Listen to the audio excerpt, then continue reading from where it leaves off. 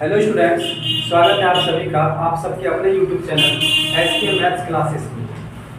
2022 में JAC board के उन सभी स्टूडेंट्स को बहुत बहुत शुभकामनाएं जो इस बार एग्जाम देने वाले हैं। आप सभी को पता है कि जैक ने सेकेंड टर्म एग्जामिनेशन के लिए 5 मॉडल सेट जारी कर दिया है और आज मैं आपको बताने जा रहा हूँ मॉडल सेट 1 का सेक्शन ए का सॉल्यूशन, जिसमें कि टोटल 7 प्रश्न है और आपको 5 प्रश्न का ही जवाब देना है और हर क्वेश्चन में 2 मार्क्स आपको मिलेगा।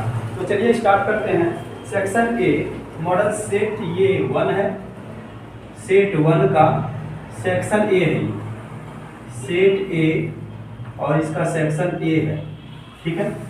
और इसका फर्स्ट क्वेश्चन है, लिखा हुआ है इवैल्यूएट, मान ज्ञात कीजिए और एक इंटीग्रेशन दिया हुआ है। आपके पास ये मॉडल सेट होगा, आप इस मॉडल सेट को अपने पास रखिए। और क्वेश्चन है integration of 2 - 3 sin x by cos square x into dx।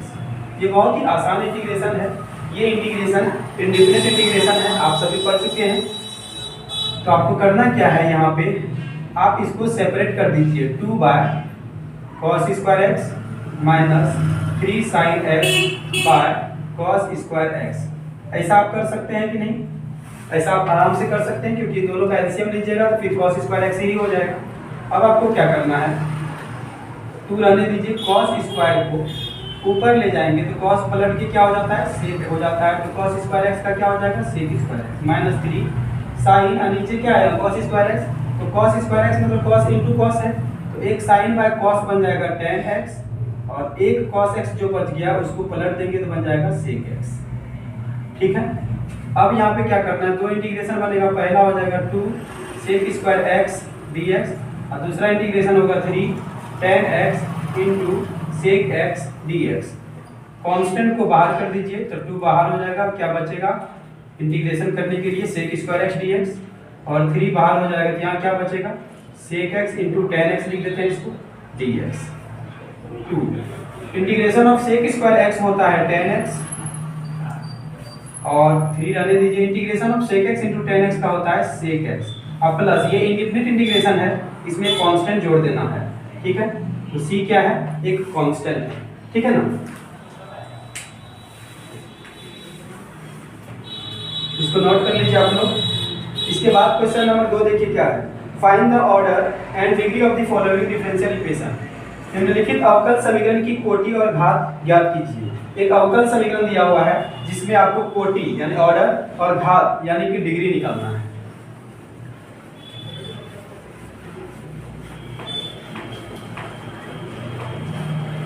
Question number 2, इसका सॉल्यूशन देखिए। इसमें अवकल समीकरण क्या दिया हुआ है, यहाँ लिखा हुआ है दिया हुआ अवकल समीकरण, दिया हुआ अवकल समीकरण क्या है वो ले लेना आपको। अवकल समीकरण है dy बाय dx का whole square plus 3 d square y by dx square equal to 0। आपको 2 चीज़ों का जवाब देना है इसमें, एक तो कोटि जिसको आप इंग्लिश में ऑर्डर बोलते हैं और एक घात जिसको आप डिग्री बोलते हैं। तो किसी अवकल समीकरण का जब आपको कोटि लिखना होता है तो आप क्या देखते हैं, आपको देखना है कि अवकल समीकरण को अधिक से अधिक कितना बार डिफरेंशिएशन किया गया है। इसमें अवकल समीकरण में यहाँ dy बाय dx है, ये 1 बार डिफरेंशिएशन है y और ये कितना बार, 2 बार। तो maximum number of time differentiation कहाँ किया गया, यहाँ पे कितने ऑर्डर का है, ये 2 ऑर्डर का और ये 1 ऑर्डर का। तो कोटि हो जाएगा 2, कोटि कितना हो जाएगा 2। अब इस जहाँ पे कोटि, जहाँ से आपको जिस टर्म से कोटि मिलेगा ऑर्डर, उसी टर्म का पावर देखना है। तो इसका होल पावर कितना है, कुछ नहीं है तो समझ लीजिए 1 है, यानी इसका घात हो जाएगा, डिग्री हो जाएगा 3। बस हो गया। इसके बाद इसका तीसरा क्वेश्चन 3 नंबर, 3 नंबर में लिखा हुआ है कि find the projection of the vector A vector. इसमें लिखा हुआ है ए वेक्टर का वैल्यू और बी वेक्टर का value. According to the question A vector क्या दिया हुआ है 2i plus 3j plus 2k, और बी वेक्टर दिया हुआ है 2i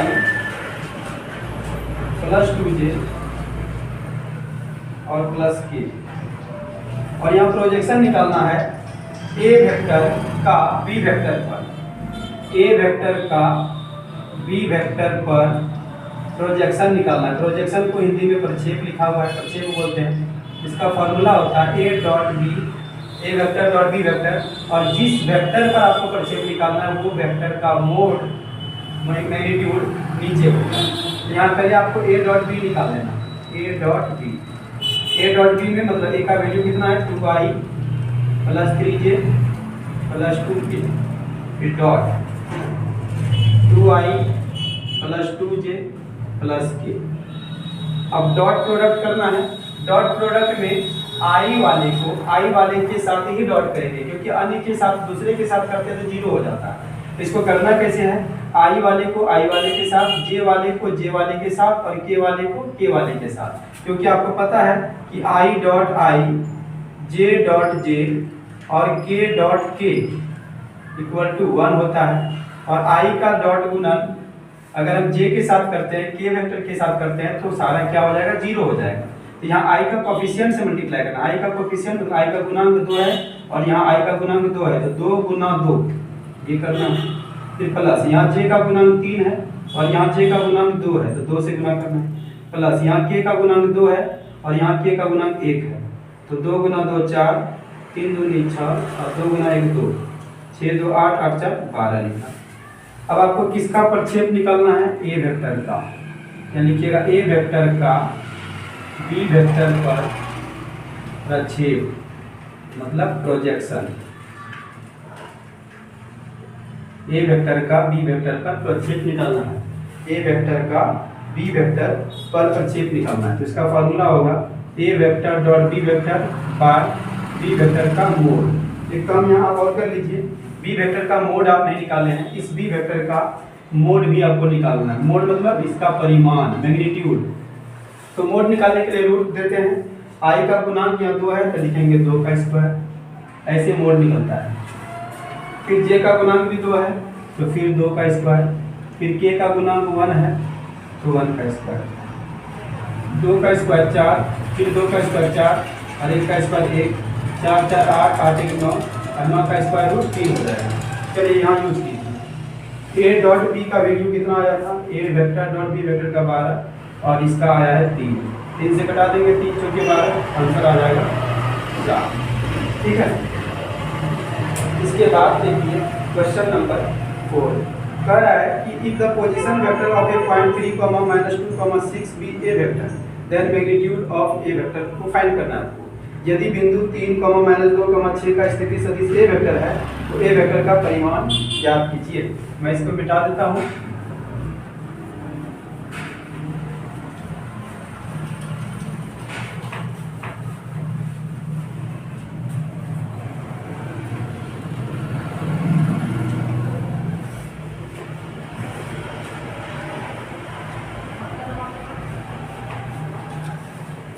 क्वेश्चन नंबर कौन सा बोले, क्वेश्चन नंबर 4। एक पॉइंट दिया हुआ है, उस पॉइंट का पोजीशन वेक्टर यानी स्थिति सदिश ए वेक्टर को बोला है। तो यहाँ बिंदु क्या है, बिंदु है 3, -2 और 6, ये है। इसका स्थिति सदिश ए वेक्टर को बोला है। तो ए वेक्टर के फॉर्म में इसको लिखेंगे तो यहाँ लिखना होगा 3i और माइनस है तो -2 है तो -2j और 6 है तो 6k, ऐसे लिख देना। पॉइंट को वेक्टर बना देना i j और k लगा करके। अब इसका बोला है क्या निकालने के लिए, इसका मैग्नीट्यूड निकालने के लिए ए वेक्टर का। तो ए वेक्टर का मैग्नीट्यूड जस्ट वैसे ही बनाएंगे जैसे अभी निकाले थे। तो ए वेक्टर का मैग्नीट्यूड निकालना है तो i का गुणांक 3 है तो 3 का स्क्वायर, j का गुणांक -2 है तो -2 का स्क्वायर और k का गुणांक 6 है तो 6 का स्क्वायर। 3 का स्क्वायर हो जाएगा 9, -2 का स्क्वायर हो जाएगा 4 और 6 का स्क्वायर होगा 36। 36 4 40, 40 में 49 होगा जोड़ने से, इसका वैल्यू 7 हो जाएगा। ठीक है।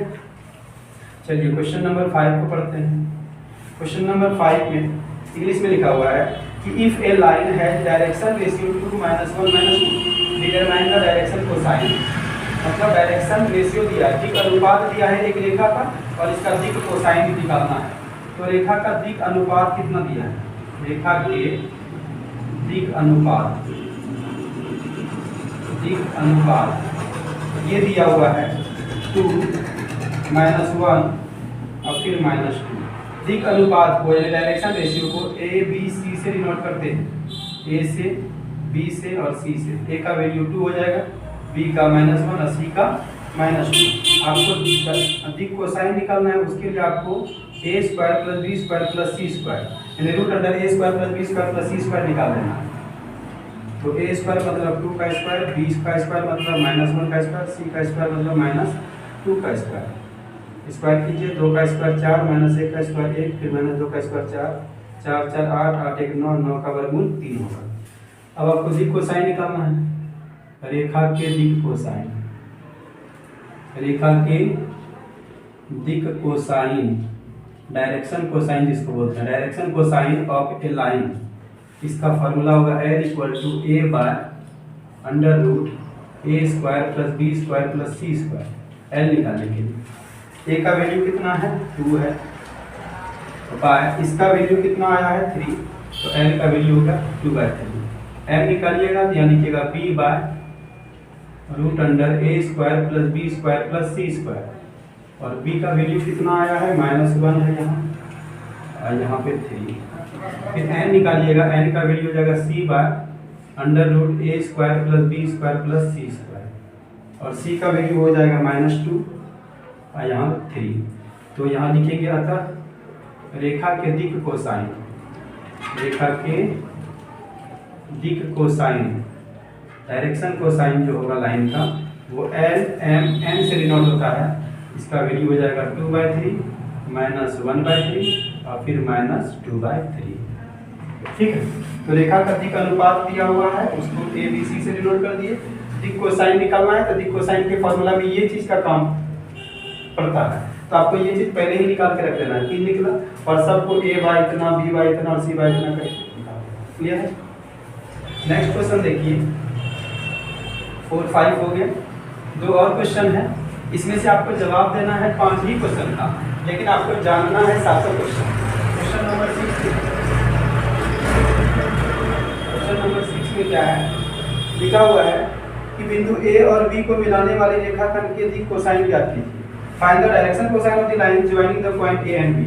एक पॉइंट दिया हुआ है यहाँ, अकॉर्डिंग टू द क्वेश्चन एक पॉइंट है ए और इसका कोऑर्डिनेट दिया हुआ है 1 2 एंड -3, और एक पॉइंट है बी और इसका कोऑर्डिनेट है -1 -2 और 1। ठीक है, इन दोनों पॉइंट को मिलाएंगे। सपोज यहाँ पॉइंट ए है और यहाँ पॉइंट बी है। ठीक है, तो ए बी वेक्टर आपको निकालना होगा। ए बी वेक्टर निकालने के लिए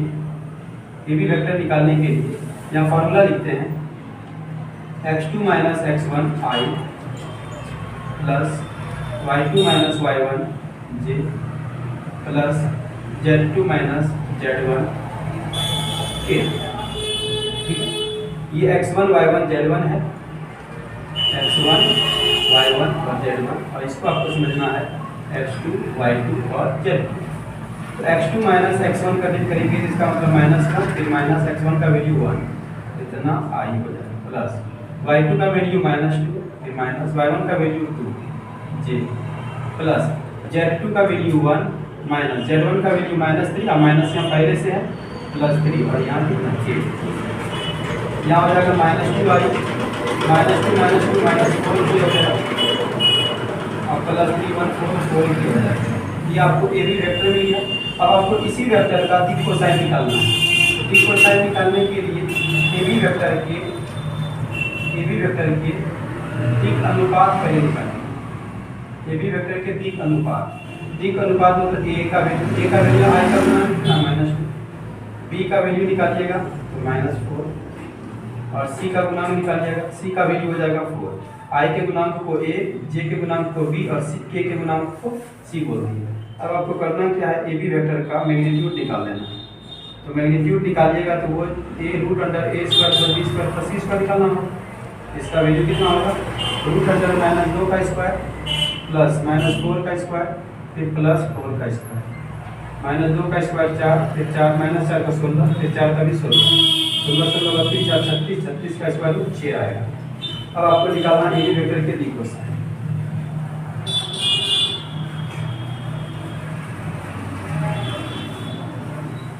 ए बी वेक्टर के दिक कोसाइन जब आप इसका निकालिएगा, यानी आपको एल एम एन निकालना, एल का वैल्यू हो जाएगा root A by under root A square plus B square plus C square.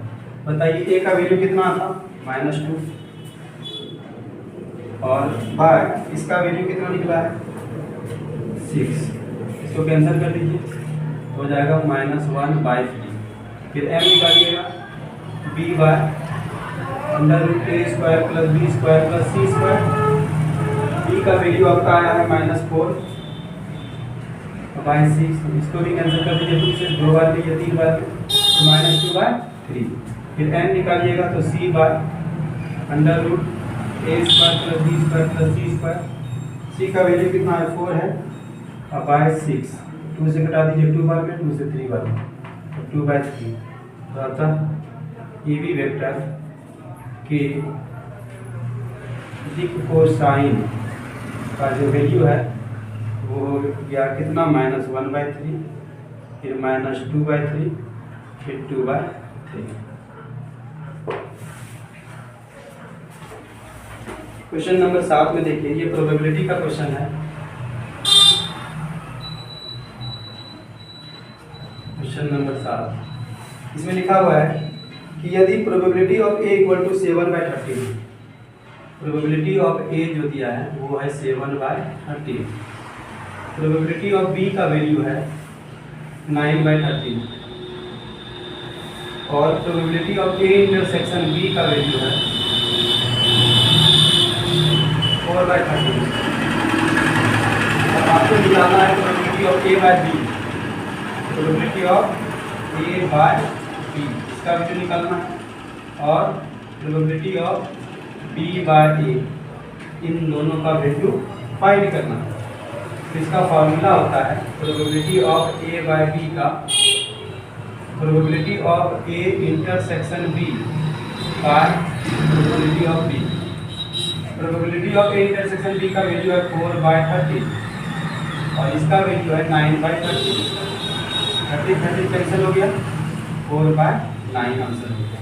Next निकालना है आपको probability of B by A और इसका फार्मूला होगा probability of A intersection B, पहले दोनों का इंटरसेक्शन और नीचे प्रोबेबिलिटी ऑफ जो नीचे में है ए होगा। इसका वैल्यू कितना था 4/30 और इसका वैल्यू कितना था प्रोबेबिलिटी ऑफ ए का 7/30। 13 कैंसिल करने से 4/7 इसका आंसर होगा। ठीक है ना, ये मॉडल सेट 1 का सेक्शन ए का सॉल्यूशन हुआ। ठीक है, जिसमें 7 प्रश्न थे, आपको जवाब 5 ही प्रश्न के देने हैं और हर क्वेश्चन में 2 मार्क्स है, यानी आपको 10 नंबर पाएंगे। ये वीडियो 10 मार्क्स लाने के लिए। ठीक है, इसमें सेक्शन बी भी है, सेक्शन सी भी है और कंप्लीट हो जाएगा सी तक बनाने के बाद, यानी टोटल 19 क्वेश्चन है।